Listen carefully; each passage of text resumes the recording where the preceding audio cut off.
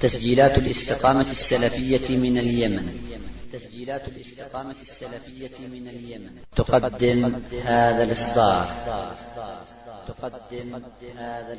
أقوال كبار العلماء حول مسألة اجتهاد الأنبياء.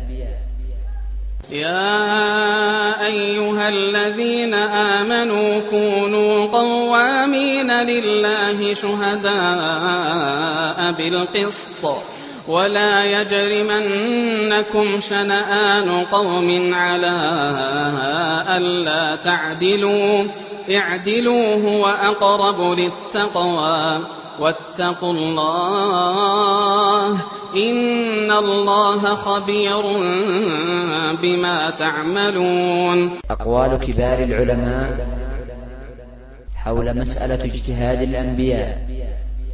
الإصدار الأول. فرسول الله صلى الله عليه وسلم أولى بالاجتهاد وأقرب إلى إصابة الصواب وأن يؤجر ذلك الأجر مضاعف.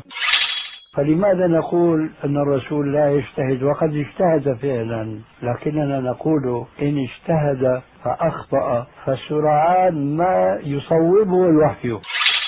النبي صلى الله عليه وسلم ليس كمثله في البشر، فهو إذا اجتهد فأخطأ لا يقر، ينبه. بماذا؟ بطريقة الوحي. معصومون من إرادة المخالفة، لأن الذي يقع منهم يكون عن قصد أخطأوا فيه الصواب، يكون عن قصد أخطأوا فيه الصواب. فالحاصل أنهم عليهم الصلاة والسلام لا يمنعون من وقوع صغائر الذنوب، لكنهم لا يفعلونها كما يفعلها غيرهم تعمدا للمخالفة، ولا يقرون عليها أيضا، لا بد أن ينبهوا عليها حتى يرجعوا إلى الصواب. اجتهاد، نعم يجتهد، قد يجتهد ويحصل خطأ في الاجتهاد. اجتهاد، نعم يجتهد، قد يجتهد ويحصل خطأ في الاجتهاد.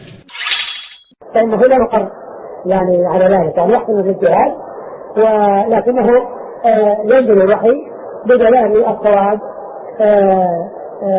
فيما حصل منه من الاجتهاد على خلاف ذلك. وهنا مسألة، هل للنبي صلى الله عليه وعلى آله وسلم أن يجتهد؟ الجواب نعم، وسنته نوعان، اجتهادية ووحي. وسنته نوعان، اجتهادية ووحي. أقوال كبار العلماء حول مسألة اجتهاد الأنبياء. قال الشيخ العلامة يحيى بن علي الحجوري حفظه الله: نعم، إن النبي صلى الله عليه وسلم قد كان يجتهد في بعض المسائل، لكن اجتهاد النبي صلى الله عليه وسلم يكون توفيقا، فالسنة توقيفية وتوفيقية، إما بالتوقيف على دليل يأمره الله بذلك، أو بالتوفيق يقره الوحي على ذلك.